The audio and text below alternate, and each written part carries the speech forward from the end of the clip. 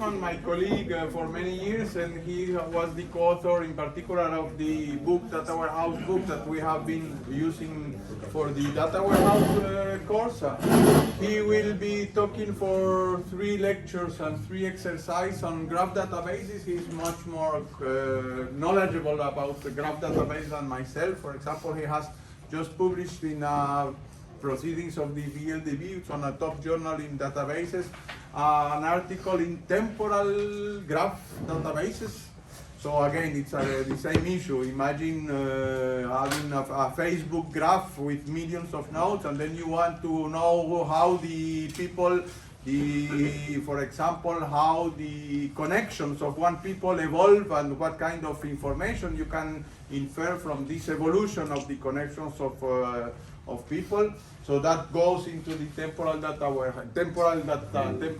databases. We are not talking here onto that, but these are the latest hot topics in research. But he will be giving us an introduction to graph databases. Thank you, Alejandro, for being here. Okay, thank you. So I can write it. Okay, so hello, good afternoon, everybody. Thanks, Esteban, for the invitation to this short course in graph databases. As Esteban said, we will be having 3 lectures on this topic, on graph databases. The idea is, okay, I don't think that we will have time to cover RDF. So there are, as we will see, there are 2 basic models in graph databases today. One is based on the property graph data model, which is the one we will mostly cover here.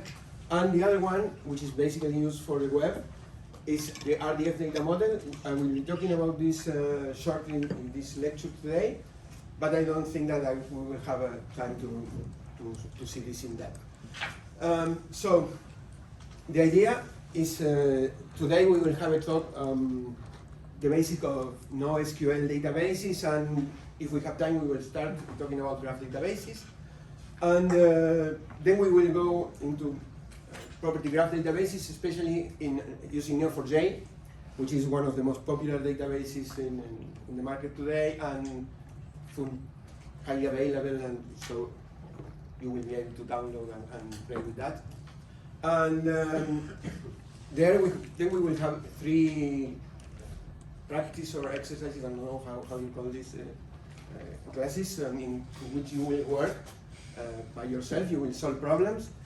The idea will be, in the first practice, we will try to work with graphs in relational databases, and then in the other 2 lectures, we will work with graph databases representing graphs. So you will be able to compare performance and how easy are they to use compared to each other, etc. So this is the idea for these lectures. I will provide you all the material. Then I will talk to Esteban, with Esteban about how you will reach this material. I will show you. No, I don't want to show other slides about this. But basically, I have a Google Drive site in which you will have the slides and all the practices and the material. So everything will be there.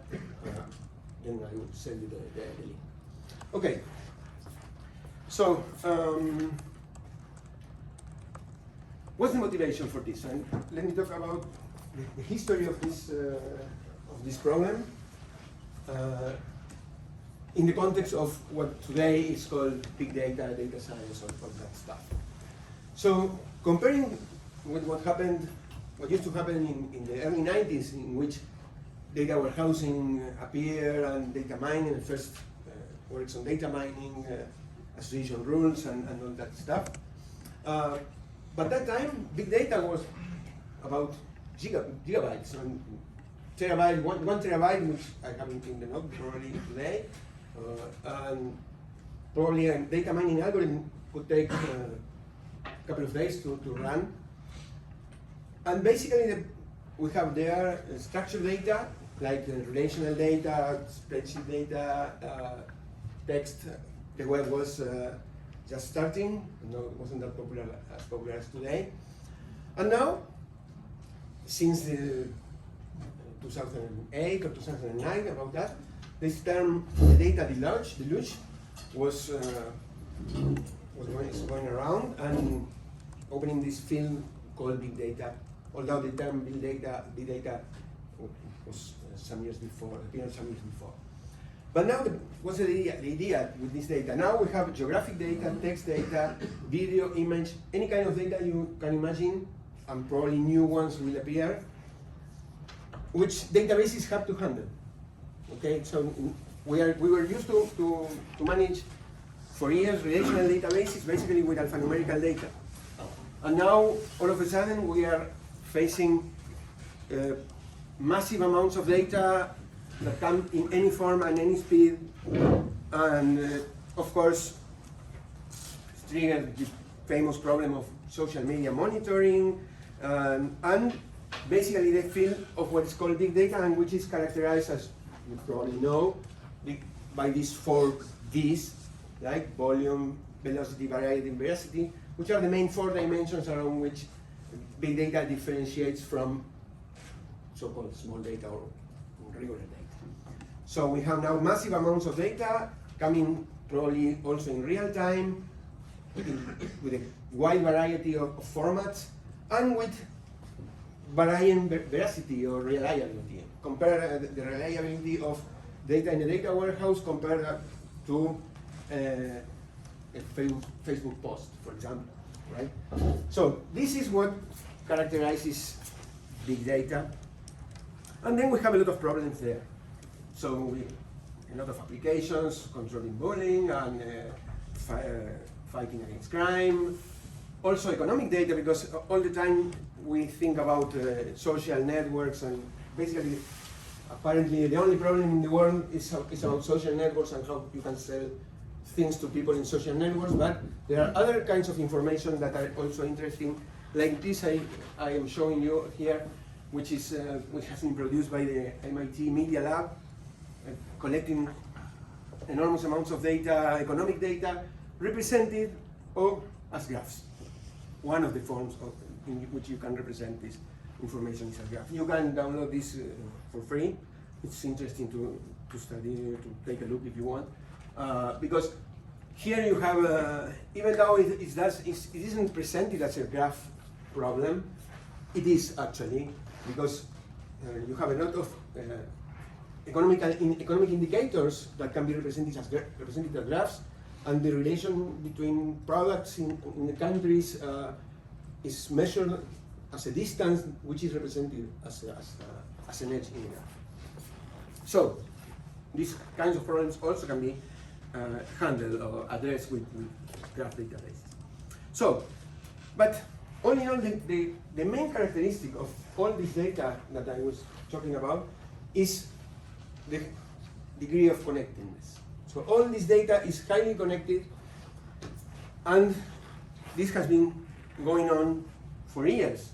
So here we can see how data became connected over the years, and of course now basically all data is connected, are connected. Just think about these Panama Papers, Pandora Papers. For example, the Panama Papers were analyzed with Neo4j, and these connections were discovered by using graph technology, because, of course, if you think about networks and you think about connectedness, you think about the mathematical model of a graph. So a graph is the natural representation of connected data. Okay, the problem is that you need the technology to store and query efficiently this data. But naturally, that's the way in which you can represent data without any mediation, right? If you think about representing data like this network, you can, of course, you can represent it, and this is the way it happens normally. You can represent this data in the relational model, because these are binary relations. The relational model can express these connections. So you can say source target, and then you can see there's an edge from A to B, and then you can also add additional information. and then you can also have information about all the nodes. See, this is the representation of a graph in a relational model. However, you can see that this is a kind of an impedance mismatch between the models, because I'm representing this network with this scattered tables, okay? While here I have the whole stuff and represented as it is. So this is basically the motivation for graph databases. So killing this impedance mismatch between the model, the natural representation, and the actual model. So, Question. yes, sure. Do you take questions during your lectures or after? It's okay. So based on what you said here, if we can relate everything through tables anyways, Yeah. is this more of a human interpretation thing that graph databases are a better model, or are there certain things that you just can't do? No, it's that this is all you can do. This is all you could do up to the moment when graph databases appeared. So you didn't have. I mean, mathematicians have been talking about graph for years, but basically all the software that handle that graphs is software that run in main memory. Electrical engineers work with electrical networks, for example, representing graphs. But these are relatively small amounts of data.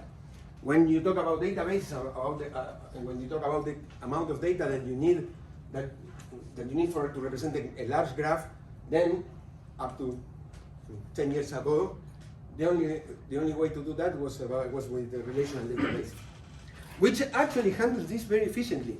But the problem is that the amount of data now is orders of magnitude higher than what we were normally used to have. One of the goals of the first practice that I will give you, which is to represent graphs in relational databases, is just you can see that you can see also that you can take a lot of data in a relational model, representing a graph. However, this data increases all the time. So this is the problem. But you don't need to think that the only way to handle graph data is graph database with graph databases, because it's not the case. If you don't have large amounts of data, you can easily work with PostgreSQL, which is what we're going to do, and you will see that this is perfectly possible. Yeah. Under the hood of this beautiful graph, there's always a data structure with two lists of nodes and which are connected to which. So Yeah. how is actually graph database better than just the list? Okay, this is what I will try to show you in these classes, in these lectures, but also, as I said just a minute ago, it's not always the case. It's another possibility.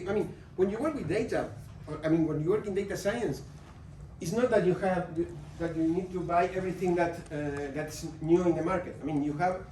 But you need to know all the possibilities you have, and then decide what is better, what fits better in your problem.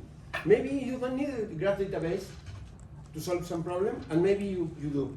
It depends on the problem, the kind of problem you need to address, the amount of data you're going to have. For example, if you have a lot of queries regarding path computation, normally I would say that a graph database will be good. It should be good. But if you have very long paths, maybe that will not be that efficient. But for sure, this probably will be less efficient for that. But it depends on the problem, it depends on the queries. And this is what I will try to show you in this lecture. Because besides graph databases, we have what we call graph processing frameworks, which can handle very large amounts of data using partitioning. And that is another problem that we will not address in this lecture, but I will mention that. Okay, So, what we have now is how can we deal with all these problems we have? We have connectedness, unstructured data, high volume, and real-time probably. So, how do we address this with traditional technology? And this is when NoSQL technologies come to play. So, what's the meaning of the term NoSQL? So in the 70s, the meaning was, this is a famous slide, probably you have seen this on the web.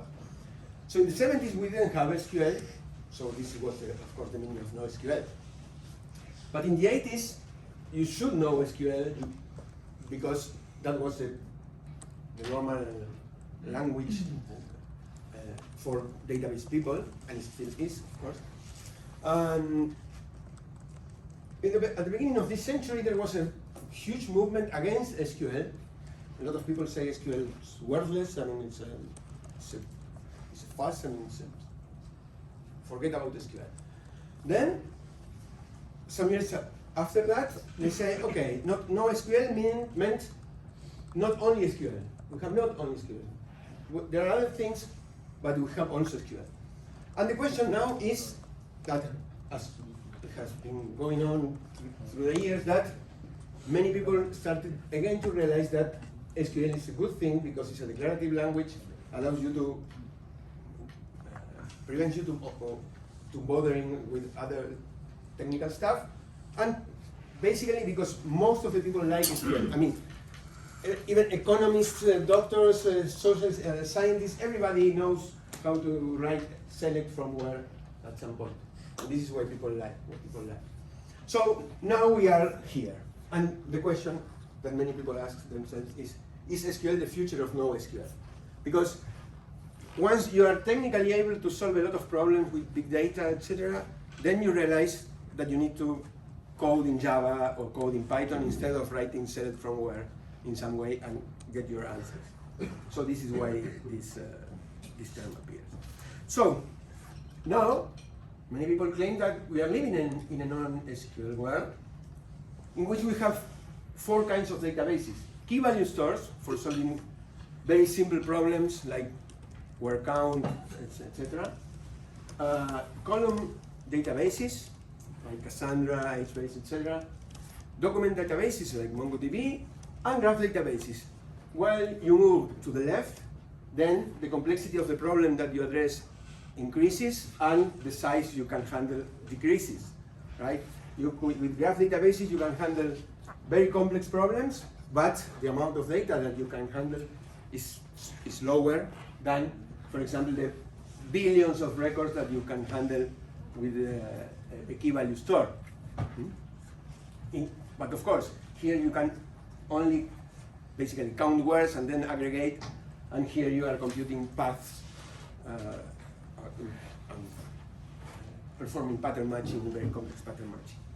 Okay, and the remainder is are relational databases that handle less complex problems and can handle less data volumes. However, as I always said, most of the key data of organizations are still here. So if you want to store a banking transaction, you are here. You will not be here most of the time. I mean, you can analyze this data then, but to store safely, I don't know. At least today. Okay, so what are the characteristics of NoSQL, which are of course valid for graph databases? And what's the motivation for NoSQL? So relational databases are too rigid for the scenarios I mentioned before. So connectedness, unstructuredness, etc. Are not the best to store unstructured data. I mean, as if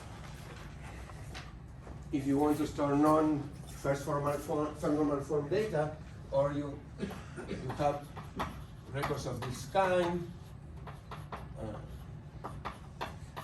different number of attributes, etc. Structured databases, relational databases, which are thought or having thought for structured data, are not the best choice probably. So basically the thing is that the one-size-fits-all approach, which is the approach followed by relational databases, is in many of these scenarios is not valid. I mean, in relational databases, you can, with the same structure, which is basically a table, you can address a lot of problems, different problems, and more or less all the kinds of queries that you run are run efficiently. So this is the one-size-fits-all approach. Opposite to this, in NoSQL, you probably optimize your queries, your queries on a query basis.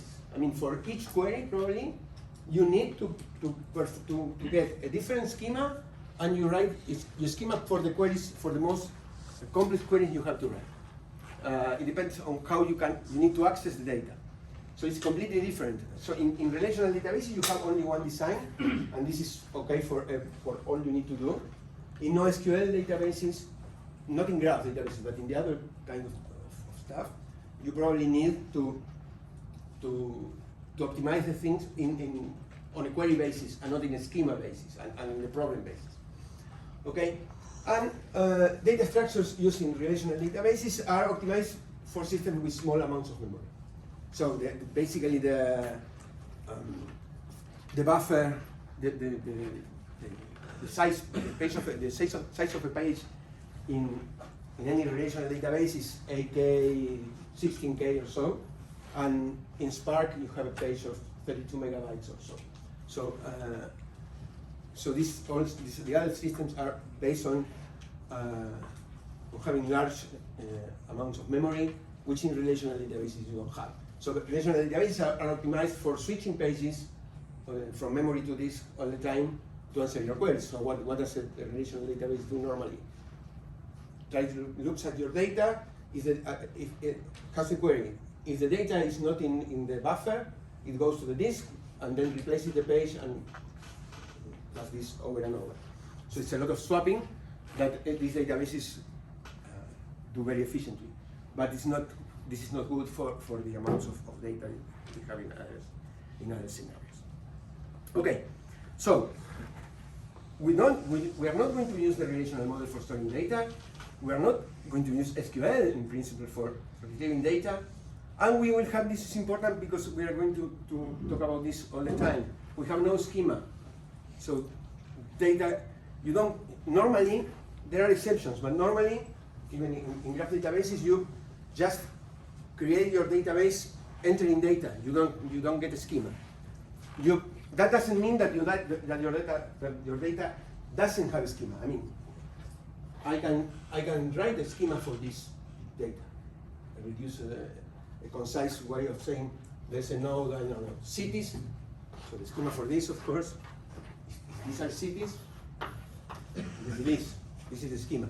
So you can induce a schema from your data. But what you don't do is you say all your data will comply to this schema. Because tomorrow there's a person and I want to say this person goes to this city, and then this will change and this will have person and cities.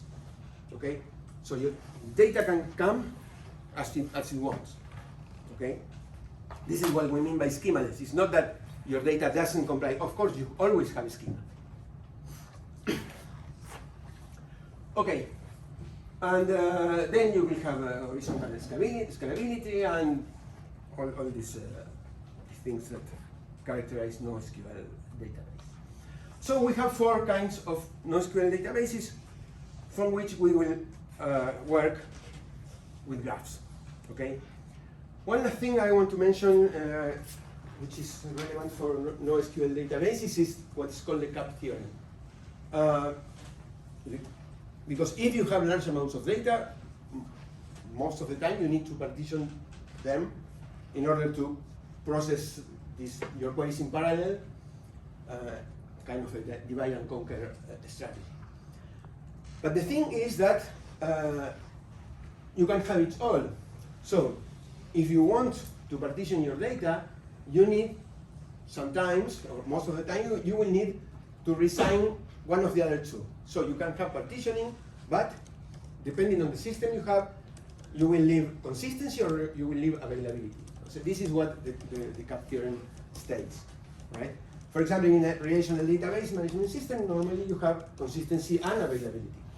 If you have a Hadoop-based database, you will have consistency and partitioning, but not availability, because this is kind of a single point of failure architecture.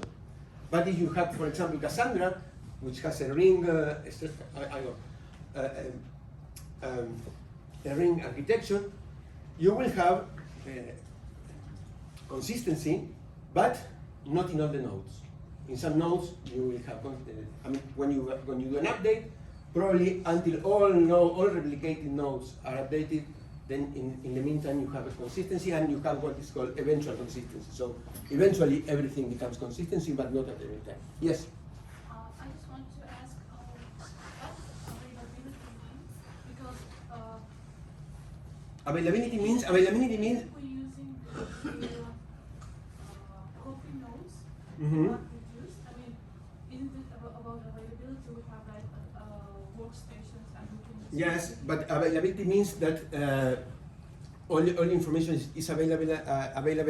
Your database is available at all time. I mean, normally you have that, but if the name node fails, everything fails. So the coordinator, if the coordinator node, when there's a coordinator and a lot of workers, if the coordinator fails, everything will fail. So this is not something that will happen, of course, all the time, because you have, of course, you have backup strategies. I mean, you can do a lot of things, but formally, you cannot say that everything will be available. it means like It means that your architecture has a single point of potentially has a single point of failure. yes, the risk that wasn't mitigated, right? Sorry. The risk that wasn't Exactly, this is the risk. But if you have an architecture like Cassandra database, in which you have a ring architecture, if you update this node, then the update propagates to this replication, and then to this, and then to this. So you will have availability, but you will not have consistency, because from when you update here, then there will be some nodes that will not be consistent. This is what it means. But anyway, this is it's just to give the idea of NoSQL databases and problems. But this is not what we are going to talk today. This summarizes this. This is very famous picture too. So you have here you have the systems that comply to partitioning and consistency. Then there are ones consistency and availability and partitioning tolerance. This is a well-known schema. Okay, so in the reminder, we will talk about graph databases. This is what the focus of this lecture. So, in graph databases, we follow the typical database approach, in which you have different layers of abstraction, right? And you separate the model and implementation. And here's something that I didn't mention here, but you may have, what does this distinction allow? You may have this model, okay? And even you can have this model represented in a graph database. But maybe the underlying structure, the underlying storage is still a relational database. This is why, for example, sometimes you say, oh, why path computation is not such efficient? Well, maybe it can be that you don't have what is called a native graph database. So databases can be native and non-native. If you have a native graph database, then this structure is stored in a specialized data structure that is efficient, for example, to compute neighborhood or path compute path. But if you have non-native graph databases, then you can have this.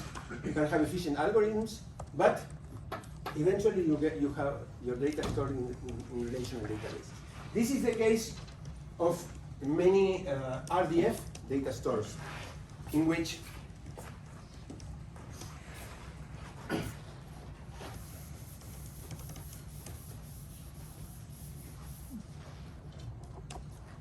you have, in RDF, as we will see, a graph is a collection of triples called subject, predicate, and object. And you can have many graphs, right? You have so many graphs. And this is stored in what they are called triple stores or quad stores normally, in which you have a graph, you have subject, predicate, and object. So basically, this is why RDF graphs are good for representing metadata on the web, but are not good for graph traversal, for path traversal, because this is not the best structure for example, if you want to compute the path from here to here, you need to perform two joins, and this so two joins of this table. Eventually, you will need to join these tables, which are very large, right? And then so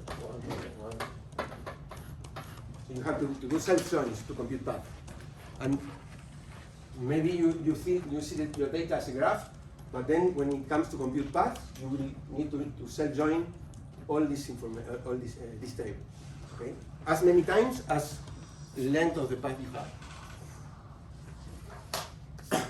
So, this is what's the consequence of this model, the database approach.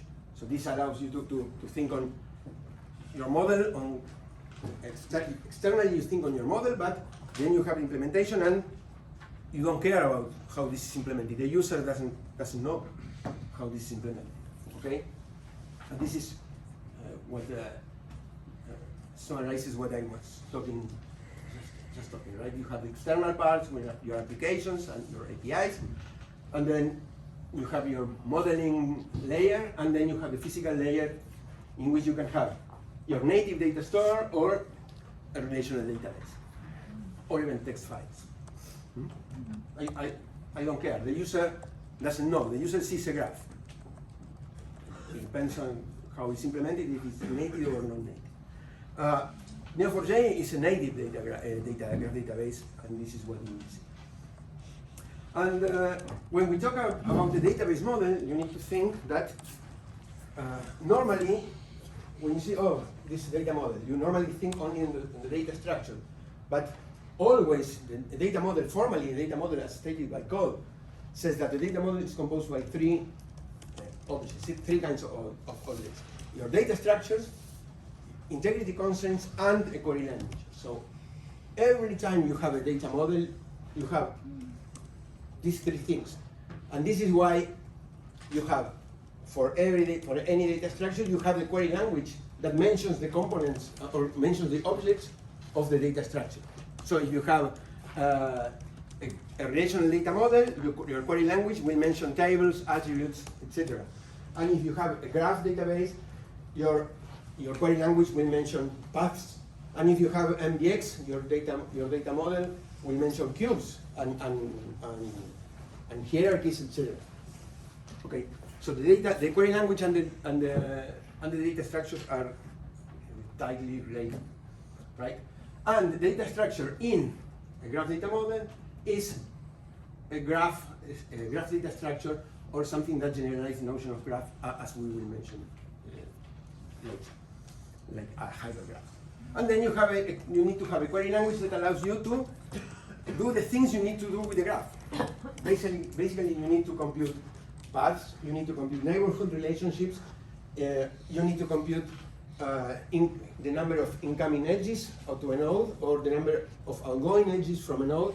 And these are the typical queries, the typical operations that a query language for graphs should allow you to do. Okay?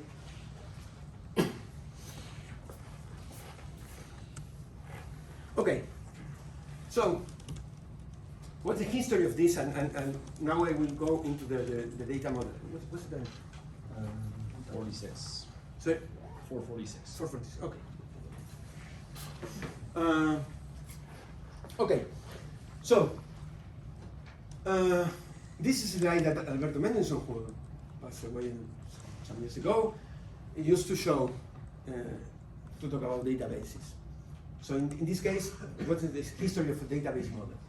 And you can see in this slide how different data models are related to each other and how different data models originate other new ones. And then you can see, for example, that the graph models come from graph theory, from semantic models, like, for example, the entity relationship model, the relational model. And this is, and here you can see the year, the evolution of time. So there was, in the 70s and in the 80s, there was a huge amount of research in everything related to databases. You know that relational data model appeared in 1970, and from there on, there was a lot of research on object-oriented data models, graph data models, you mentioned. And then the object relational model appeared, and all this stuff stayed hidden. But then there was this time in which, again, there was again a lot of research in semantic models, in graph data models, because this was the time of the logical data models.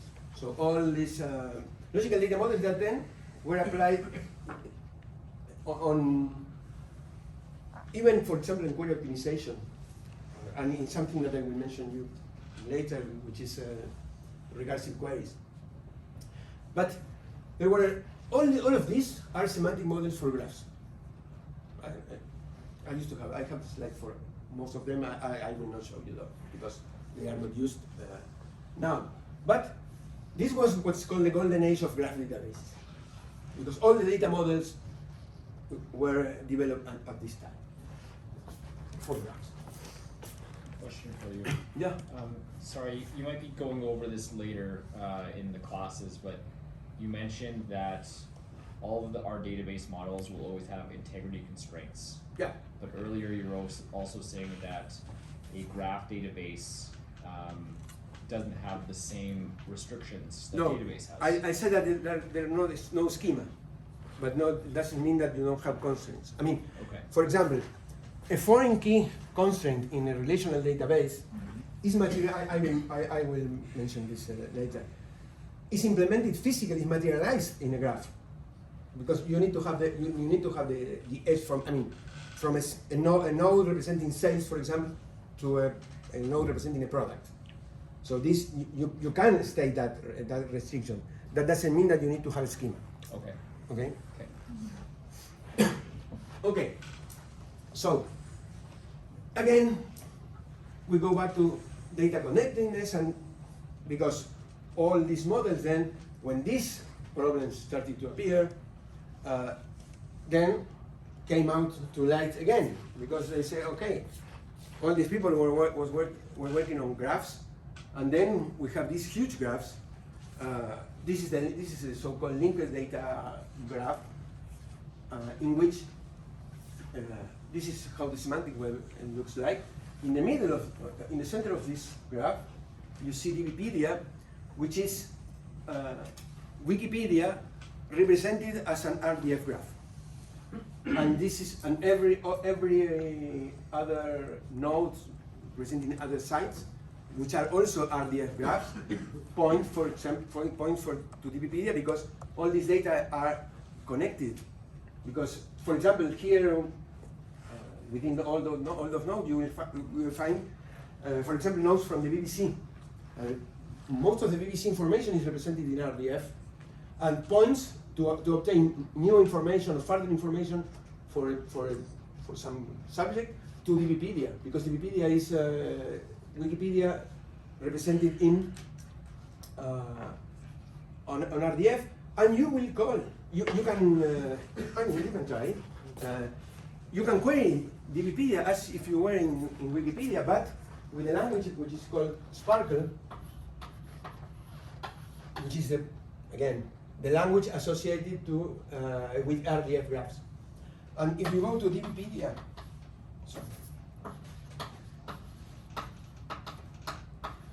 .org, then you will have the same information as you have in Wikipedia, and which you will be able to query with Sparrow, which is basically, again, select from where, etc. And okay, so you have this. You have all these new problems in which all the nodes have different degrees. I mean, or you have different kinds of attributes. So all this data is unstructured. So you need these old models, these models from the 90s, to be able to represent all these new problems. I mean, popular problems. They're new, not new. And then some people started to do experiments to show why we may need graph databases. I will never say why we need. I mean, we may need, because again, it depends on the problem you have. Just nothing is written in stone. Okay, you need to analyze the problem, and you need to know. But you need to know that most tools as many tools as you can. In order to be able to take the right decision. So, for example, this is from many years ago, in which we have in one of these problems. You have an average of 50 frames per person.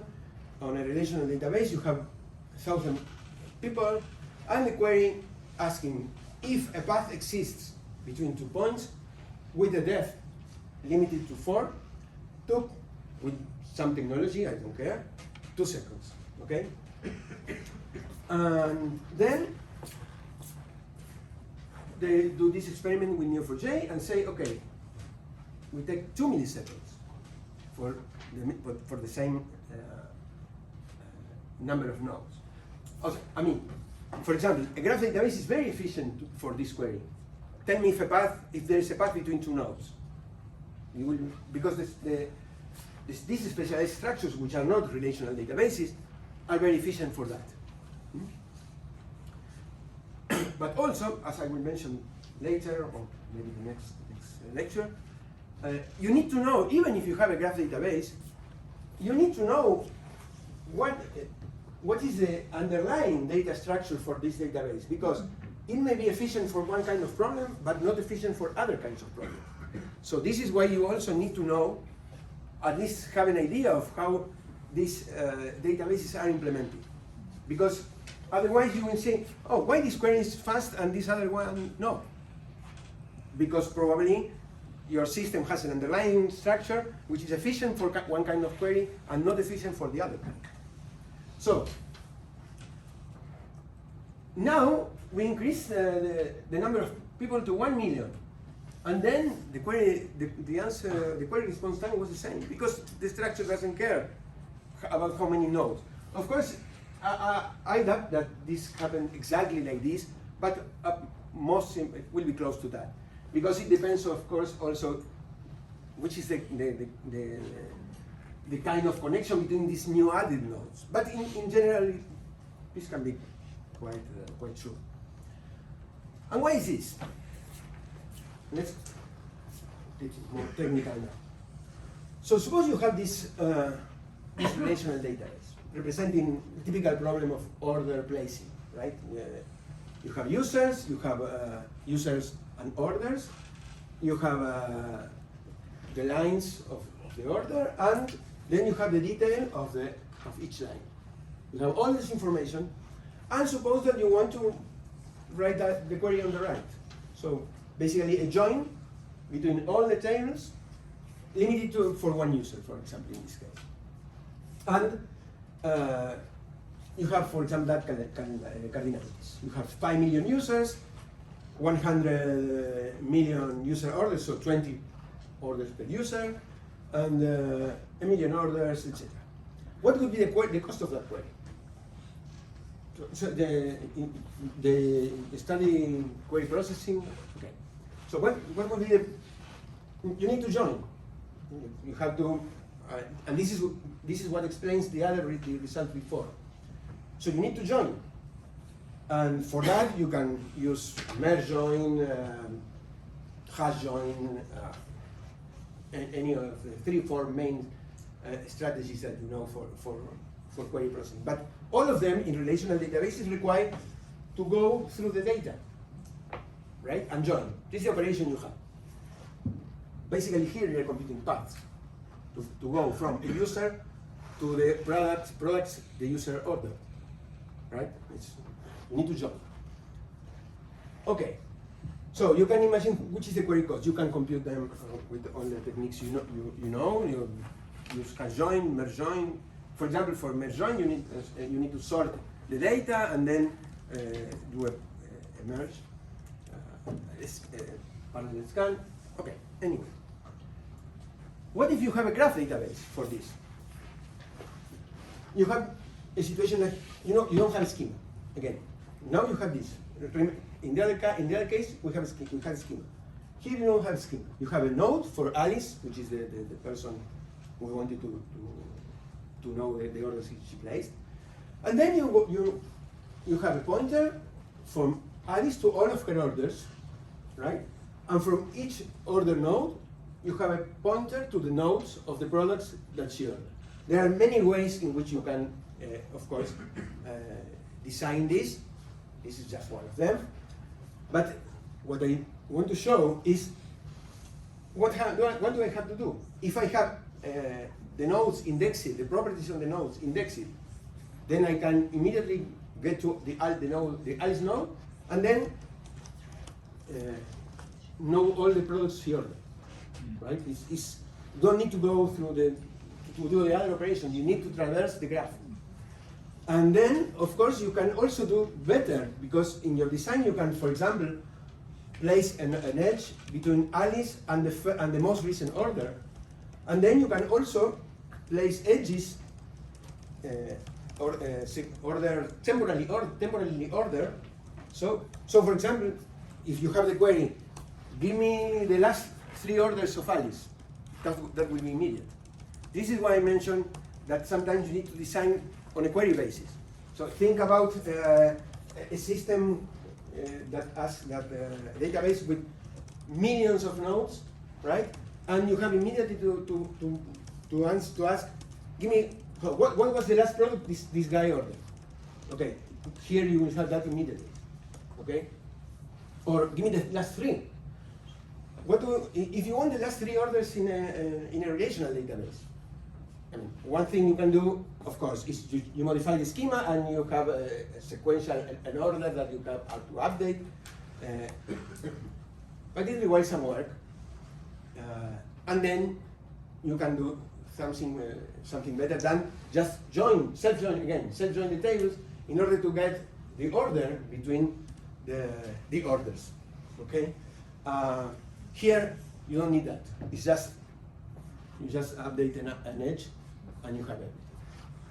So again, it depends. Yes.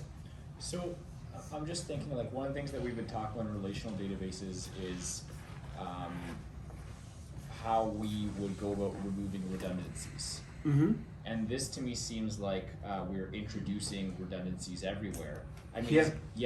Is the underlying case that memory and storage is cheap, so don't worry about putting the same, or maybe I'm misinterpreting. No. Okay. I mean, you can have redundancy in relational databases or in graph databases. This is why I mentioned depends on the design. Mm-hmm. I don't see the redundancy here. You have it depends. If you have 1 node per product, you only need you have an edge between a person and the product, or the line and the product. So not repeating. In this case, I don't see redundancy, but it may be the case. However, what you mentioned is something that I mentioned when I was talking about NoSQL. There are times in which you have to completely replicate in NoSQL. You completely replicate your schema, depending because you access your schema by through a key, and this is the only way to do that fast. This is why these systems are not this. I mean, the NoSQL systems are efficient because they access through a key. This key is indexed with a high performance index, but so consider these 2 queries. I mean, you have you not the other. Oh, yeah, all right. It's okay. Suppose you have a person and 3 products. Okay? If you have a query, give me the products ordered by one person, you access here, and this is the key, and then immediately you get this. Even if you have several million records. But if you have the question, give me the people that order product two. In a relational database, normally this is called an inverted index or something like that. But if you have billions of records, what you need is to get another schema, starting with P2 and person 1, person 2. And then you have to replicate the complete database. Yes, storage is cheap. So here with the graph, I guess I have different people, but I'm not repeating product 2. It depends. I mean, it depends. I mean, if it's the case that you need to access through different in different ways, what you can do is to you can replicate. You put the edge in both ways. So you can point the product to the person, but normally with one is just enough. So it's in that sense, I think it's less redundant. But No, again, I it just depends didn't on understand it depends on the amount of data you need to handle. But this is a typical situation that you may have, because all these systems, all that systems are optimized to access through one key, and this is why you need to optimize. This is what I call a query-based optimization. I mean, we optimize on a query basis. Okay. And sorry, just whenever you're referring to the underlying structure, Yeah. this image is a good one for me to think of as like the nodes and where the pathways. No, between this them. is still at the model, at the logical level. Okay. Because this can also, I mean in this case, I mean, it's okay. The question is okay, because in my explanation, I assume that you have specialized storage for this. But of course, this can also be stored in a relational database. Sure. Okay. In this case, I assume that you are representing this in a native graph database. Okay. That's okay. Okay. So, but one thing that we need to take in mind is that if you want a good graph database design, you need to avoid thinking on, oh, I just have this relational model and I will translate this to the graph data model. This is not how it works, right? I mean, it's not that, okay, this table now is a node and that's it. No, you need to think your problem in terms of nodes and edges. Otherwise, you will get the same problem, a lot of scattered data, but in graph format. So the message here is think in terms of graph and node, and of nodes and edges. So and forget about how your data has been modeled, and just avoid translating one model to the other, like you do, for example, in database design when you get your entity relationship model and then you translate following some rules, translate to the relational model. Well, this is not what you need to do for this. You need to think your model in terms of nodes and edges. Sometimes you can end up with the same thing, some other times no. Okay, so the consequence of all of the above is that graph databases are hot again. Most of the companies you can find at some point are at least trying some graph database for some problem. But the thing is that we still have a problem. If you have huge graphs, then the things are not that easy. And what we claim here is that normally software runs behind hardware. See that? Yes? Your hardware can do things that your software cannot represent so far. And theory and models run even behind software. And what's the exception for this statement? What was the exception for this statement?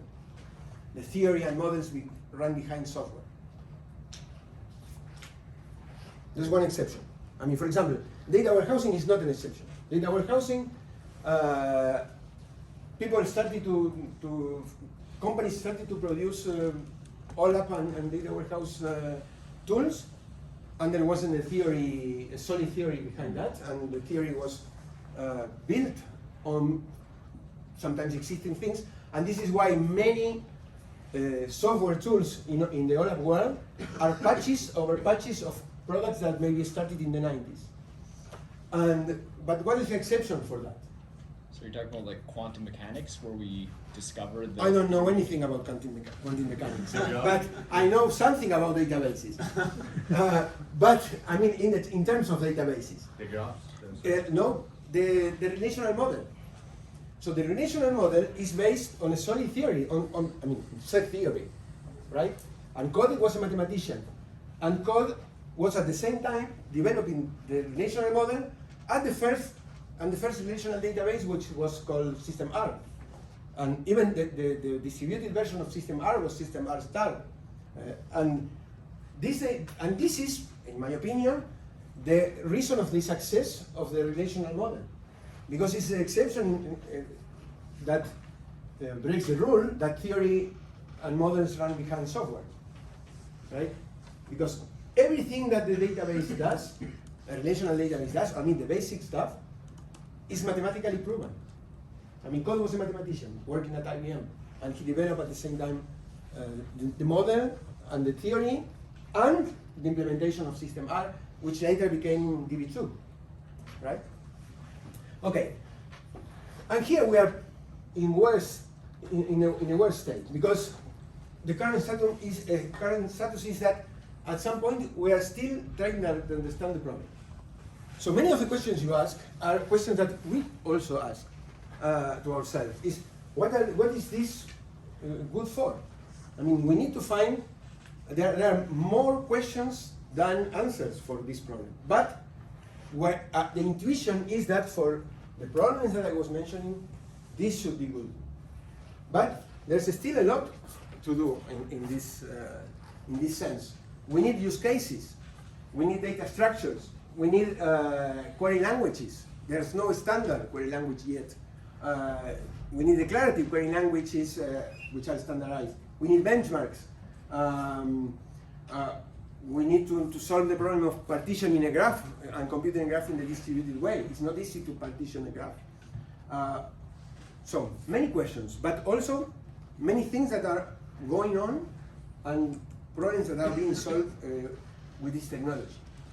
And for use cases, the problem is that what you need to do is to try to match a real world problem with a graph problem. So, for example,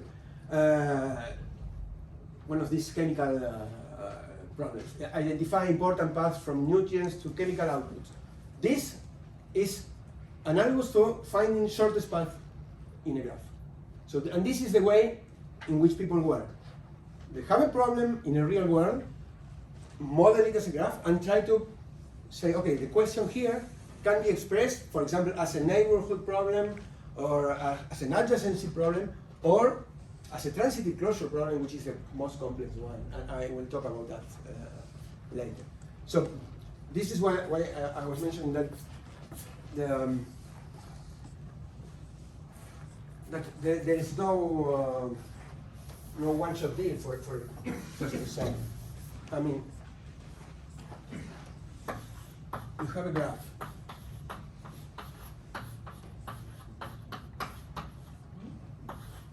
Okay? One thing is to find if there is a path from A to B. That's the query. Graph databases do this very efficiently. Another query is, give me all the paths from A to B. So it's not enough. Why is that? Because once I find a path, I tell you true. And in the worst case, in which there is no path, okay, depends on the algorithm, then how long it will take.